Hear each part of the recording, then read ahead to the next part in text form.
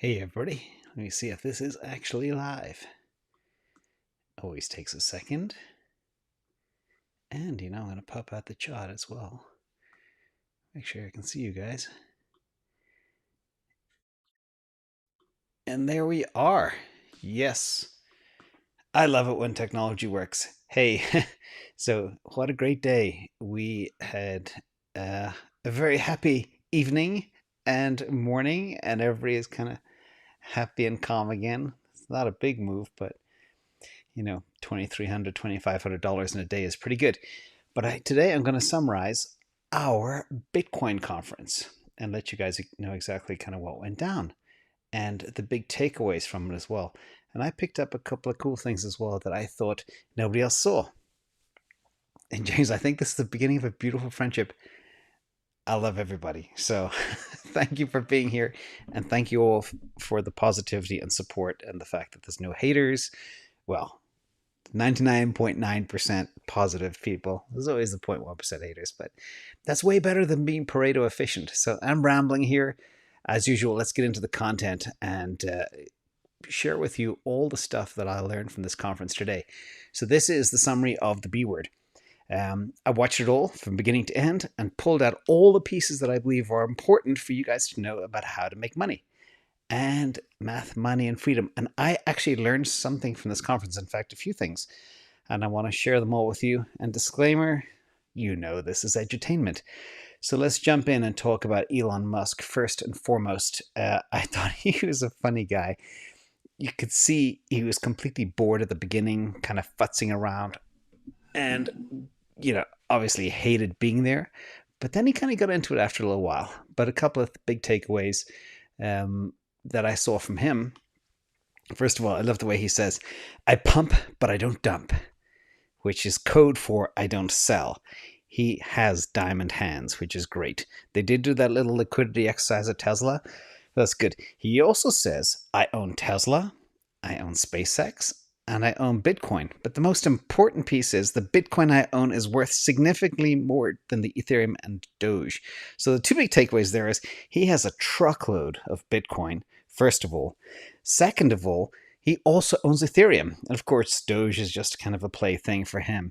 But that was really interesting. And of course, even more important than any of that is Bitcoin is becoming more renewable. So Tesla is going to probably resume taking Bitcoin as payment, which is extremely bullish. But there's more.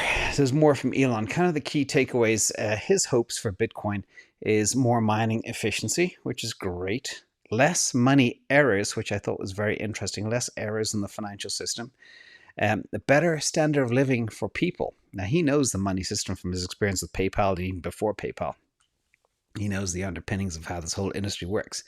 He also believes it's more power to the people. This is cool. And he says Bitcoin is evolving, and I support Bitcoin and crypto. What was shocking to me, though, is his understanding of Bitcoin is not as advanced as I would have expected for such a smart guy. So he kind of was a little bit lost during parts of the conversations. But let's go a little bit further. Let's talk about my hero, Cathie Wood.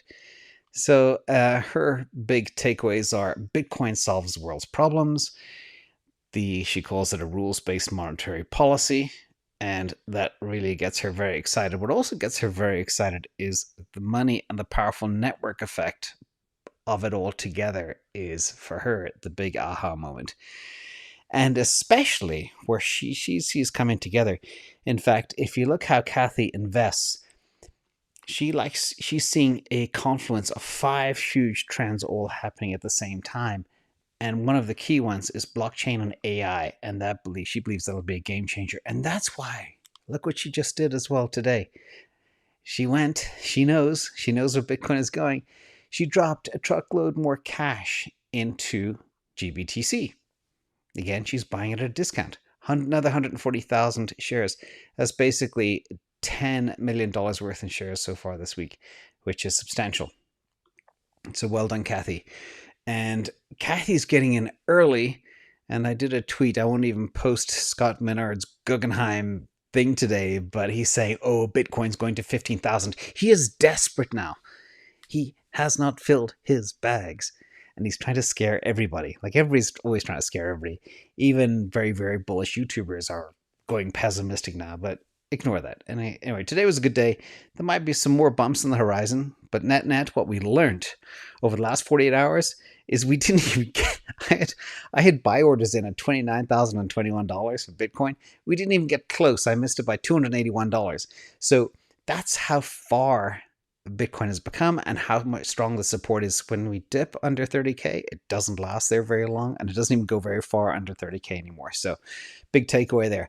Jack Dorsey, quick update from him, from L Kid, 100 GBTC equals 1 BTC? No, it's about 1,056 GBTCs for every Bitcoin.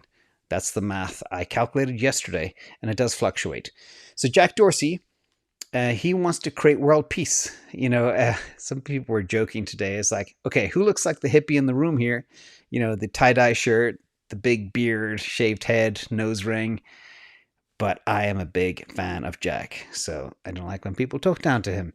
And he believes the cost and destruction from the monetary system is real and it needs to be fixed. He said money is distracting and taking away from the bigger goals that mankind needs. He also said, we need to become a multiplanetary species and that type of stuff. So he's very much in tune and in line with some of Elon Musk's big plans. And he said we need to fix the foundation. And once we do that, everything above it improves. He's also building a hardware wallet. We've known about that for a while. And he's doing everything open source. So that's Jack. Jack is a hero. He's also investing a lot in Bitcoin. He's going to make it scale better, just like the other Jack Mullers a strike. So big thumbs up to everybody called Jack out there. We are Jack. We are all Jack. That could be a good fun one going forward. Okay, let's go a little bit deeper. Let's talk about Lyn Alden. Big fan of her too. She spoke about what is the probability that Bitcoin could be displaced. Again, a large part of this conference was dispelling a lot of the FUD and fear out there in the marketplace. She spoke about the network effect of Bitcoin. The stronger the network effect, the more secure it is. And security has 13 years of uninterrupted uptime. That was a kind of a key point there, because Bitcoin has never gone down. And he said Bitcoin simplicity is a feature, not a bug. People complain it's too slow, it's too old-fashioned, etc., but that's what you want to store your pristine store of value.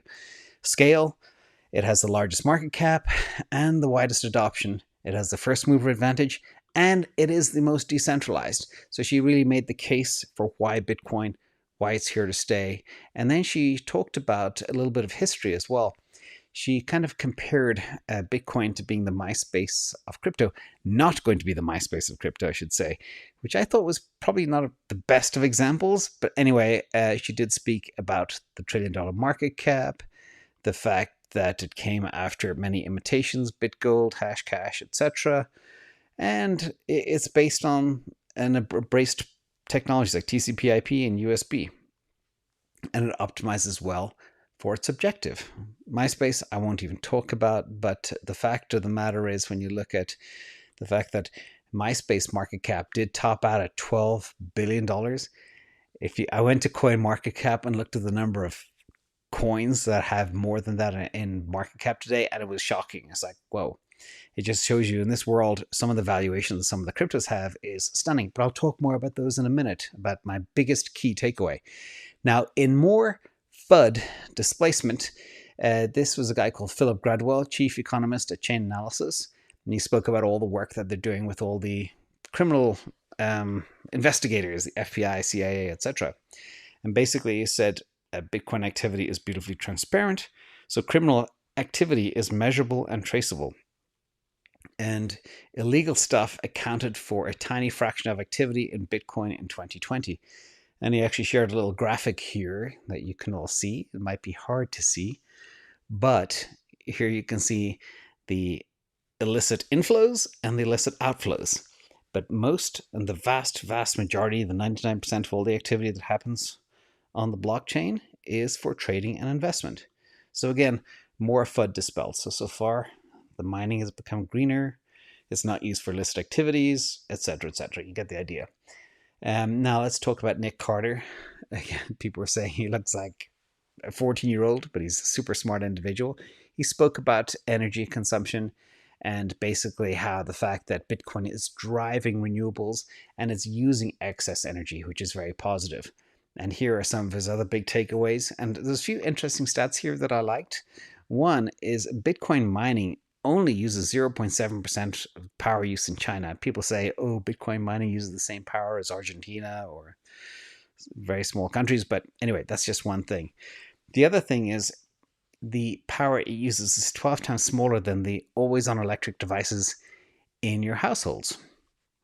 It's also 15 times more, uses 15 times less than the power that's lost in transit. And it uses 1/16 of the power used by the aluminium industry and a 27th of the power used by the financial services industry. So again, when people hear about all the FUD of energy usage, etc., not a big deal. So we had a question just pop in there regarding Elon Musk from John Dill. Let me see if I can read this from a distance. Who all had their finger over the buy-sell order while Elon was talking about whether Tesla was going to accept Bitcoin again? I don't think people would have cared that much. I think Elon is not as relevant as he used to be, but thank you for the donation to the furry animals. But I think it went pretty well. I think Elon really behaved himself, and everybody is positive about the takeaways. But was a couple of really interesting notes too is, for me, regarding Elon Musk, is not only does Tesla have Bitcoin in the balance sheet, does he own a lot of Bitcoin, but SpaceX also owns a lot of Bitcoin too. Very interesting. So again, more feathers in the cap of Bitcoin. So that was Nick Carter. Let's see what we have next. Now, this is the really interesting stuff. This is the piece that really got me excited. And of course, it has to do with numbers. But as you guys know, I love looking at distribution. And Nate Maddrey is from Coinmetrics. And he believes Bitcoin distribution is far more equitable and has been that way since mining began. So if you look at the wealth distribution of the top 1% in the world, Bitcoin is very different. And he made the case for that. He also spoke briefly about the supplies and exchanges. And basically, it's about 9% of the total supply right now, at about 1.6 million Bitcoin held in exchanges. So that is different to the numbers that I get from quant analysis and other sources. So interesting to look at. But what was really interesting is he pointed out the dormant Bitcoin. He believes 2.3 million of Bitcoin have not been touched in, I think it is over a decade. And that includes the 1.04 million from Satoshi. So he did not go into lost coins, which was a little bit disappointing. But what's really, really interesting is this. Now, this is where I was kind of fascinated. And as you guys know, tokenomics is very, very important when it comes to valuing crypto. But if we look at this chart very carefully here, and I wrote in on the sides because it's very difficult to discern the colors, but from this, Bitcoin has the lowest NDF. Now, NDF might be a new word for many of you. This is the network distribution factor, and this is a ratio of basically the formula exactly. It's calculated, I think, by assessing the aggregate supply in addresses holding more than 0.01% of a crypto asset supply and dividing that figure by the total supply. So it's a weird type of ratio to look at. But basically what it shows is, of all the cryptos out there, Bitcoin is the most evenly and the most favorably distributed, so everybody can get a piece. And the factor for Bitcoin is 0.25, which is great. Ethereum, in comparison, is 0.65. That is the kind of green line there in the middle. And if you go up the food chain, you'll see a couple of things. One thing to point out is you see the break off at the bottom of BCH and BSV. There's Bitcoin Cash and BSV, which I don't even want to mention what they are, but these are things that you should not own. If you have them, get rid of them and buy the pure form of Bitcoin, because they are not real Bitcoin. So be careful of that. What was super interesting for me, though, is when you look at the NDF for things like SLM, which is stellar lumens, it is the worst of all, which means it is not fairly distributed. It means there's been a huge amount of pre-mine for the original owners and holders and insiders. Same thing with XRP, same thing with USDC, same thing with Doge to some extent. So I just want you guys to be aware of that. This is going to be a new metric that I'm going to look very carefully at when we come to analyzing tokens, because the higher you are up, the more uneven the distribution and the more inequitable the token is. Like, why do you want to buy into something where 95% is held by the insiders? Not a good situation. That's one of the reasons I never liked XRP. So NDF, huge takeaway for me, a big aha moment, and I'm so glad I went through everything to find that. And I'm sharing all the good stuff with you. So I left the best to last. Here is my quick B-word conclusion. Bitcoin is an asymmetric bet. Bitcoin is impossible to hack. They debunked all the usual FUD. They spoke about the fact that, developers need more help and funding, and they're beginning to get that too. Mining is getting cleaner. Elon Musk is coming around, and Elon Musk will start accepting Bitcoin for Tesla again. And time will help the usability. Elon's words were, Bitcoin isn't very usable right now, and Jack is going to build a wallet that's more usable. He always talks about his mother being able to use it, and he spoke about a wallet there that he's going to replicate to a large extent using open source technology. Cathie sees an increase in institutional investing, including herself. She keeps dropping all the coins she has on Bitcoin and Bitcoin proxies. And Elon owns Bitcoin, but doesn't seem to really understand it. That is my kind of summary from the BWord conference, and I hope I covered it quickly. Again, well worth everything. And a quick reminder to everybody, Bitcoin fixes this. I want to point out the very bottom piece. It improves financial inclusivity. And I proved that here with words from others and also some data points. So everybody, we can all be part of this revolution, this big transfer of wealth. So with that, I'll open up to a quick Q&A. I want to thank you all for being here.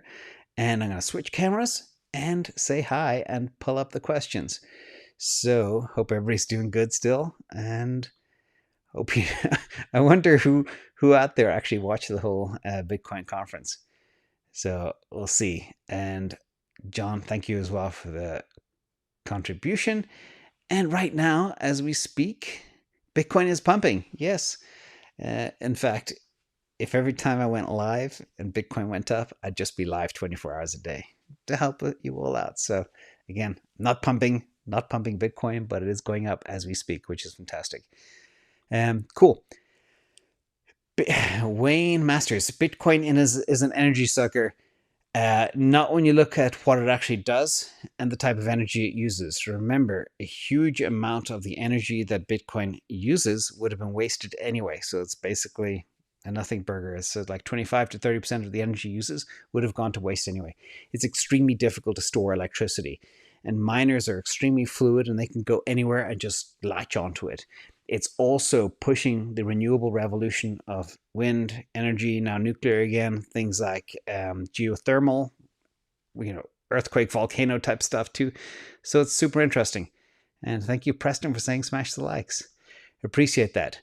So let me see. There's a question there regarding Bitcoin encouraging green. Hang on a second. James, please help. I have 11,000 VET and it's down 50%. Settle loss to buy Bitcoin or hold until even in profit. So I can't really give you financial advice, Tano, but what I would do is I'd pick faster horses. And, I do believe VeChain could hit 33 cents at the end of the year if we're lucky, if there's a big bull market, a big move. But you've got to look at other names that could easily quintuple. Those being names like Ethereum. A lot of people are talking about still an $8,000 Ethereum. It's under 2,000 now. So that's an easy 4x. But then again, we'll see what happens. I think VeChain is facing some additional competition. So we'll see what happens. Let me see. Thank you, little Viking coach. And Gail is here. Merci, monsieur. So the question just came in from somebody. Will Bitcoin go down again? So it was a 3 Guinness conference from Ireland. The question regarding Bitcoin going down again, I think there could be a little more turbulence. There could be some more FUD. There's talk of some more economic situations. I do believe August could be weak in the stock market, which could bring it down. But I look at the supply on the exchanges. I look at the institutional money coming in, the buying. The family offices now are coming in like crazy.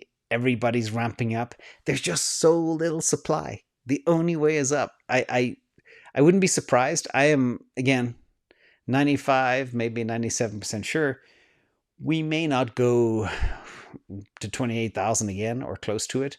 We may not even fall below 30,000. So that is kind of my short little answer there for that one. Karmar, overall, Elon has been behaving a lot better ever since Anonymous gave him that warning. He was great today. Yes, well, Elon likes attention, he likes positive attention, he likes love, he needs it.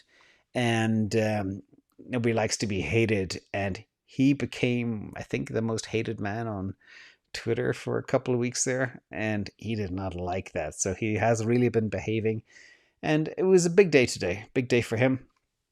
Again, I was surprised how much he knows about financial services, that he played so dumb about Bitcoin. Now, maybe he was playing. Now, I have this tiny, tiny theory that there's a 1% chance that he could be Satoshi. And when I say that, people go crazy. But if you look at his background of what he did with PayPal and before PayPal, and the fact that even back then, 12, 13 years ago, he thought about building a system like that. So, like, what is Bitcoin? That's why I believe there's a 1% chance he could be Satoshi. Anyway, Sterling Killion, do you still believe DOT has the most room to move up this year? $10.50 was a great price. Yeah, Polkadot is a special play.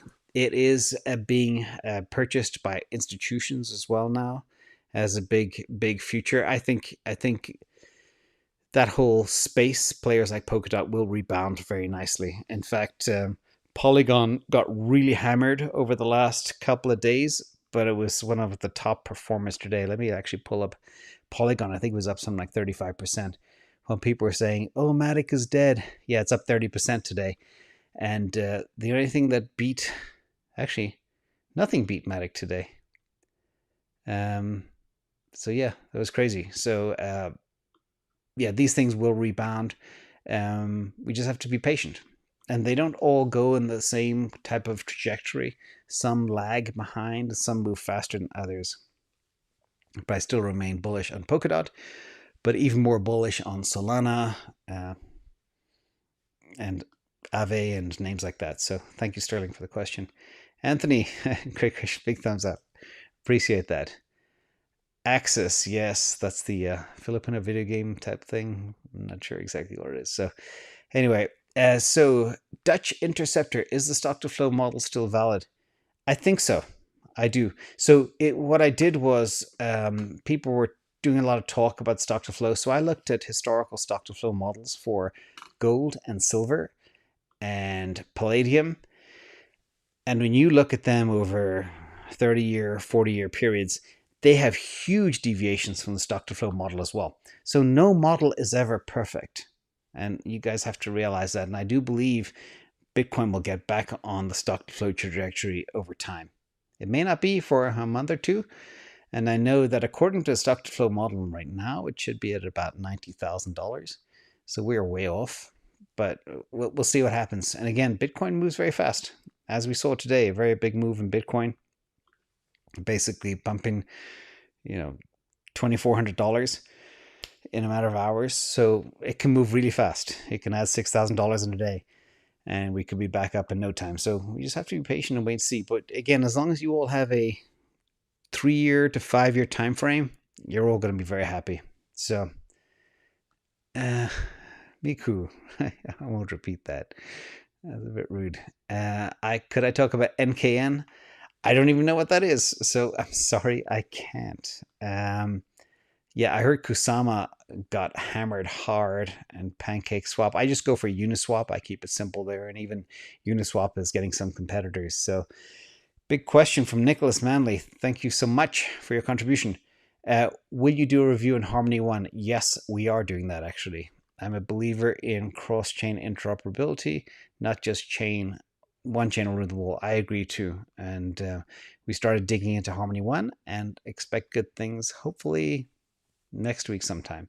But before Harmony One, we are doing Cosmos, which we have ready to go, and then Engine Coin, and then it'll probably be Harmony One. So thank you for that. And thank you, Little Viking Coach.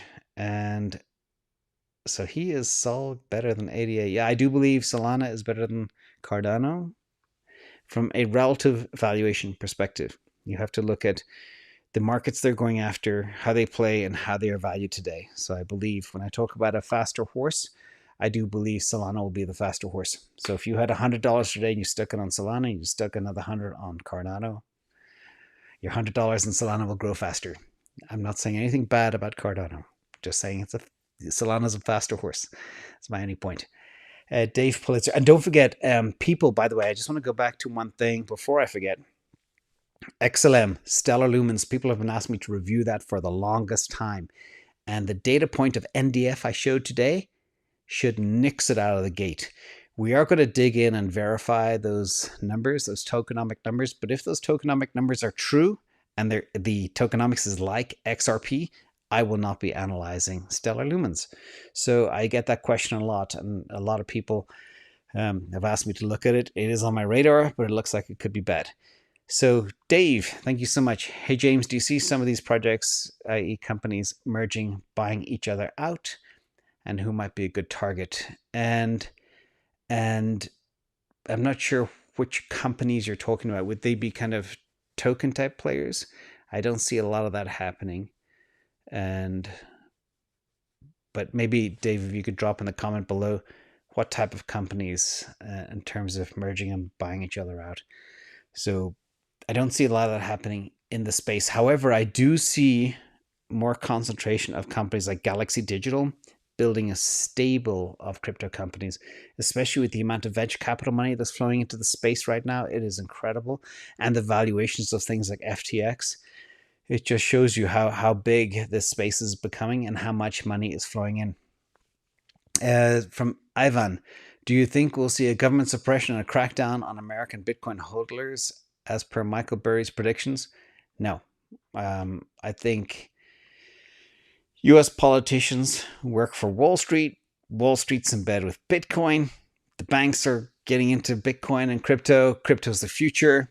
China has gone away from Bitcoin. Therefore, the US has to do what China doesn't do. Your enemy's worst enemy is your friend type of thing. That's kind of my logic. I could be wrong. Michael Burry is just, he's a perma bear. Always likes to be short stuff.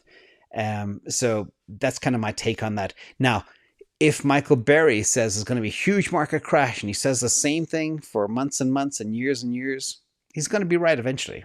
And I believe there will be some weakness in August, but then we'll go back up. There's simply too much money in the system to keep the market suppressed. And also when you look at the debasement of the US dollar, for the S&P 500 to remain flat, it has to grow up by 15%. So from that perspective, that logic, I don't see the world ending. Brian, thank you so much. It's a cute little emoticon. Let me see. Aha, I think it was, maybe that's a follow-on from Dave. Is it possible that tokens could ever merge, or will they always be separate companies? So interesting question there. I think if you look at the nature of tokens and crypto, I'm a big fan of those projects that are very decentralized, and that gives them part of the freedom. So if something is truly decentralized, how can they ever merge? They're not even supposed to know about each other. So that's my take on that one.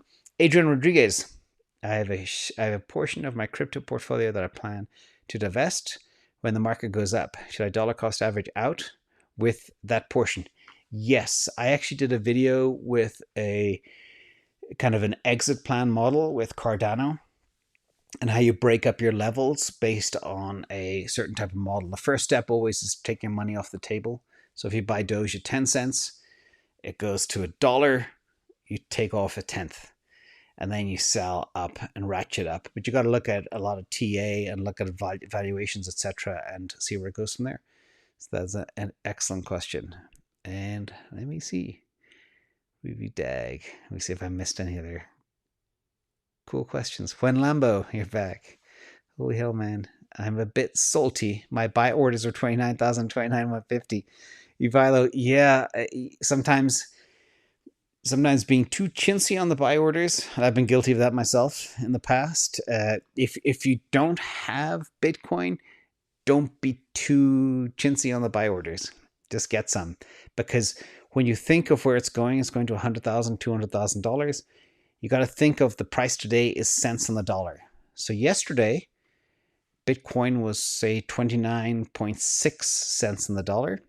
Today, Bitcoin is 32.1 cents on the dollar. So just always use that kind of framework to think about when you want to get in and the price you want to pay. So at the end of the day, when Bitcoin goes to $100,000, that 2 cents won't matter. So don't get bogged down with that. So this is from Jack Matterney. With 30K, go for the whole coin or sit with Ether. Thanks. I like to give everybody the stretch goal of becoming a whole coiner because that puts you in very rarefied air in the future. You know, one of 350,000 people on Earth by my math. But for this market, what you could do is be 65%, like take 20K of your 30K, put into Bitcoin, and the other third put into Ethereum, because I do believe Ethereum will run faster. It is a faster horse, but it's also more volatile. We saw that. We saw Ethereum go from like 4,500 down to 1,700. That's a big dip. Bitcoin took a 50% haircut from the top. So just remember, the risk is higher, but I still remain super, super bullish on the future of Ethereum as we go forward. Peter, thank you. What showed that Elon didn't understand BTC? Oh, many things. So when Cathie was talking and Jack was talking, he didn't seem completely up to speed on what they were saying. So my theory is he's playing dumb. He's trying to pretend he's coy and naive. He's like, oh, well, I stopped taking Bitcoin payments because I didn't really understand it. But there was a whole bunch of signals there that clearly showed that he didn't know what was going on.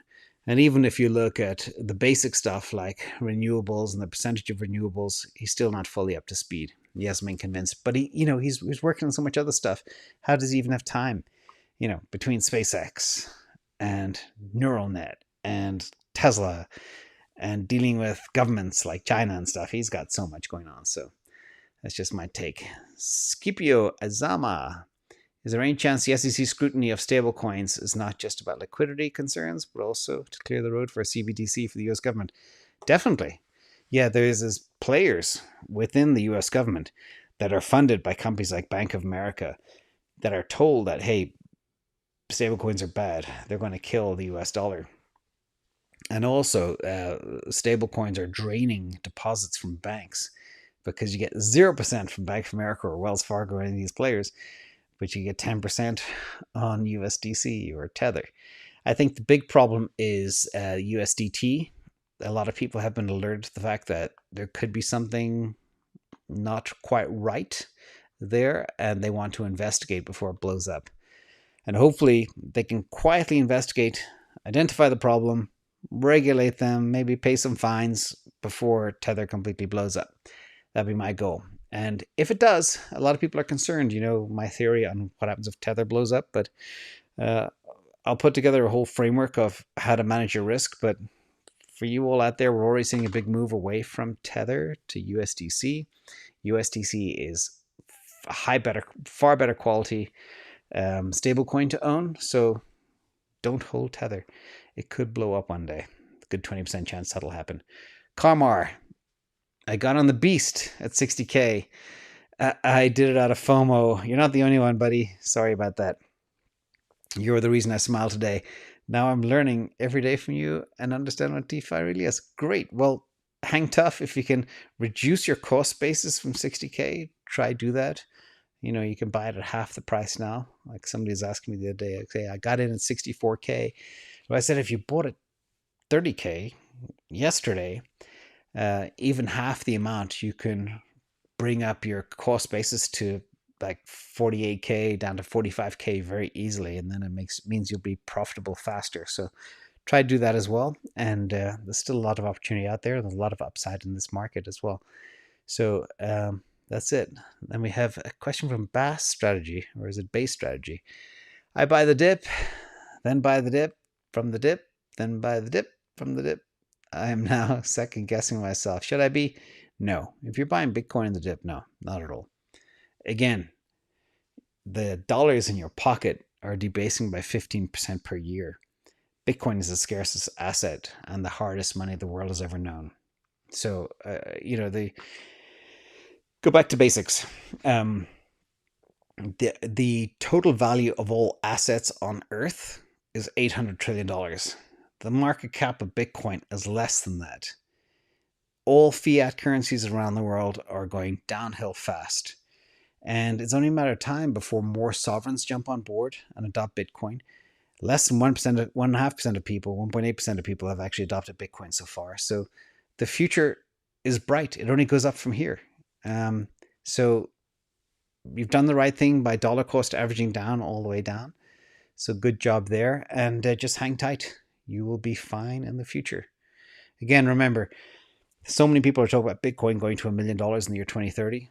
Some people even say $12.5 million in the year 2031, like Robert Breedlove. So just think about that. Even if they're wrong, even if they only have a 20% chance of being right, you can do the math. Your expected value is still extremely high. So, Jerome, how is it possible these exchanges pay 8-10% on the USDC? It's because they lend it out for people to do trading. They're taking your money and they're lending it out and they're charging much higher fees. That's how they can lend it out at that rate. And that's the whole game. Same thing with crypto. So, yes, Ray Rojo, very observant. No bear on the wall today. Bear is gone. Yes, because I'm not bearish anymore. I'm very, very bullish once again. Now, in August, a couple of weeks, I might get a little bit more bearish if I start seeing some signs in the world around deltas and lambdas and other types of stuff. If I see the stock market get real toppy again, then the bear will go back up. So well spotted. And the bull will be back soon too, as well. So I am buy drunk. Well done, Gail. Cool. I'm going to wrap right now. I have to take care of something. I was supposed to be gone at 5, actually. I've been talking too long, but I want to thank everybody for being here this evening, and be safe. And let's just huddle tight and meta hero. It's probably a scam, so everybody be careful. Again, remember as well, beware of scammers. When things are pushed hard, be suspicious. Rune, yes. Travis, thanks. Did you get some?